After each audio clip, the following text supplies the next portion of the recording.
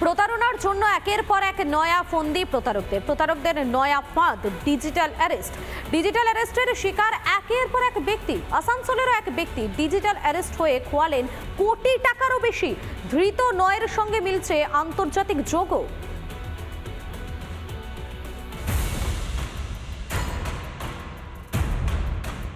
মানুষ ঠকাতে একের পর এক নয়া জাল বুনছে প্রতারকদের নয়া হাতিয়ার ডিজিটাল অ্যারেস্ট। এবার ডিজিটাল অ্যারেস্টের শিকার আসানসোলের এক ব্যক্তি। দিল্লি সাইবার ক্রাইম ও সিবিআই দফতরের নাম নিয়ে প্রতারণার ফাঁদ পেতে প্রায় 1,03,00,000 টাকা হাতিয়ে নেয় প্রতারকরা। তাকে ভয় দেখিয়ে যে ওকে যে কোনো সময় অ্যারেস্ট করে নেব। স্ক্যামার্স কথা মতো ভিকটিম 1,03,00,000 টাকা স্ক্যামার্স দুটো অ্যাকাউন্টে ট্রান্সফার করে দিয়েছে। তদন্তে নেমে প্রথম কলকাতা থেকে এক ব্যক্তিকে গ্রেফতার করে পুলিশ। ধৃতকে জিজ্ঞাসাবাদ করে কলকাতা ও দিল্লি সহ একাধিক স্থানে অভিযান চালিয়ে মোট 9 জনকে গ্রেফতার করেছে পুলিশ। এই সাইবার প্রতারকদের সঙ্গে আন্তর্জাতিক যে প্রতারণা চক্র, সেই প্রতারণা চক্রে যোগ রয়েছে বলে পুলিশ জানতে পেরেছে। একজন মহিলা সহ 9 জনকে গ্রেফতার করা হয়েছে। তাদের কাছ থেকে উদ্ধার হয়েছে ল্যাপটপ, মোবাইল। সম্প্রতি সাইবার প্রতারকদের ব্রহ্মাস্ত্রে পরিণত হয়েছে এই ডিজিটাল অ্যারেস্ট। কি এই ডিজিটাল অ্যারেস্ট? পুলিশ বা তদন্তকারী হিসেবে পরিচয় দেয়, কর ফাঁকি বা অপরাধের অভিযোগ আনা হয়, দেখানো হয় জাল গ্রেফতারি পরোয়ানা, ভিডিও কল করে ভয় দেখানো হয়, টাকা হস্তান্তর করতে বাধ্য করা হয়, টাকা পাওয়ার পরই বন্ধ হয়ে যায় নম্বরটি। ডিজিটাল অ্যারেস্টের ক্ষেত্রে প্রতারকদের মূল হাতিয়ার ভীতি প্রদর্শন। তবে এই প্রতারণা থেকে বাঁচার উপায়ও রয়েছে। পুলিশ কখনো ভিডিও কলে যোগাযোগ করে না। এই ধরনের ফোনে ভয় পাবেন না। ফোন কেটে নম্বরটি ব্লক করে দিন। দ্রুত পুলিশের সঙ্গে যোগাযোগ করুন। সোশ্যাল মিডিয়ায় তথ্য শেয়ার করবেন না। কোনো ধরনের ওটিপি শেয়ার করবেন না। আন্তর্জাতিক স্তর থেকে এই চক্র চালানো হচ্ছে। এই প্রতারণা থেকে বাঁচতে একমাত্র হাতিয়ার সচেতনতা। তাই সতর্ক থাকুন এবং এ ধরনের কোনো ফোন এলে তৎক্ষণাৎ পুলিশের দ্বারস্থ হন। আসানসোল থেকে ব্রজ ব্যানার্জির রিপোর্ট, রিপাবলিক বাংলা।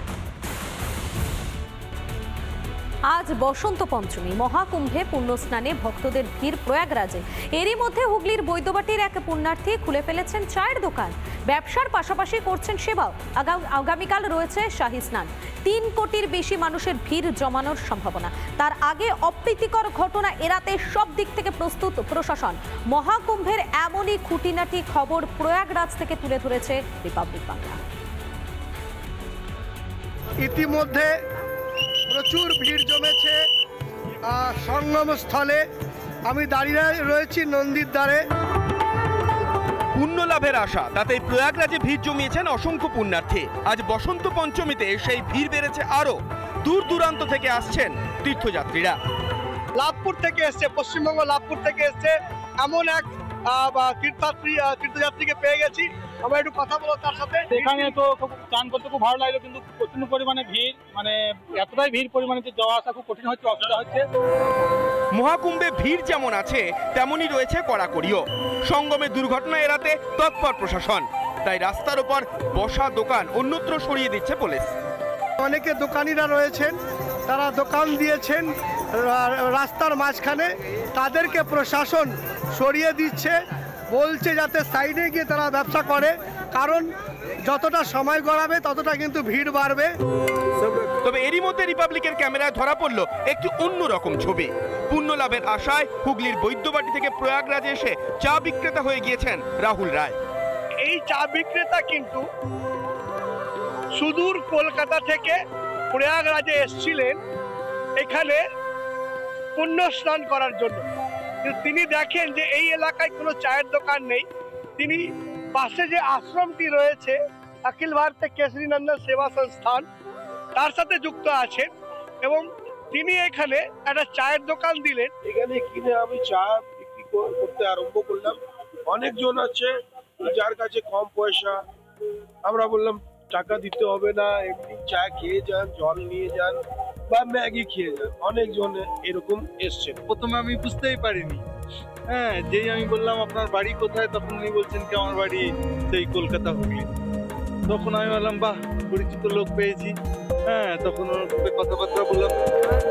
এ যেন রথও দেখা হচ্ছে, আবার কলাও বেচা হচ্ছে, আবার চলছে সেবাও। সব মিলিয়ে মহামিলনের পুণ্যভূমে পুণ্যি লাভের এও এক পন্থা।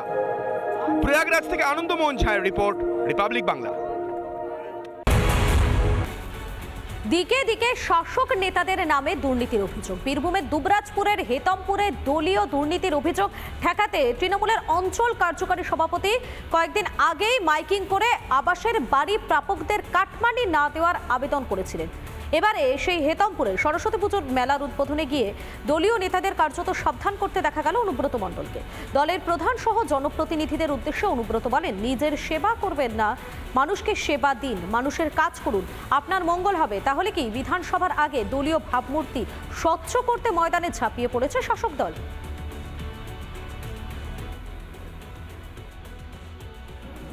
যারা এখানে এসছেন সব অঞ্চল প্রেসিডেন্টরা আছেন, লোভার প্রধান আছেন, সব প্রধানরাও আছেন, সবাইকে বলবো মানুষের কাজ করুন, মানুষকে সেবা দিন, তবেই আপনার ভালো হবে, তবেই আপনার উন্নয়ন হবে। নিজের সেবা করবেন না, মানুষকে সেবা দিন, মানুষের কাজ করুন, মানুষের পাশে থাকুন। অনুব্রত মণ্ডল হেতমপুরে এসে দলের কর্মীদেরকে বলছেন যে নিজের সেবা না করে মানুষের সেবা করতে। আমরা দেখেছি এই হেতমপুর পঞ্চায়েতে কিছুদিন আগে যখন আবাস যোজনার বাড়ির বিষয়ে যখন তৃণমূলেরই একটা অংশ তারা প্রচার করছে, মাইকিং করছে এবং সেই প্রচার তৃণমূলের দলের বিরুদ্ধেই। অর্থাৎ কোথাও না কোথাও আজকে যে দুর্নীতি হচ্ছে, কাটমানি খাওয়া হচ্ছে, এই বিষয়টা জানার পরেই তারা আজকে দলের কর্মীদেরকে আজকে সচেতন করতে চাইছে, সাবধান হতে হবে। নানা ধরনের কন্টেন্ট দেখার জন্য লাইক করুন, শেয়ার করুন আমাদের ফেসবুক পেজ, সাবস্ক্রাইব করুন আমাদের ইউটিউব চ্যানেল। পাশাপাশি অন্যান্য ব্রেকিং নিউজের জন্য অবশ্যই চোখ রাখুন রিপাবলিক বাংলায়।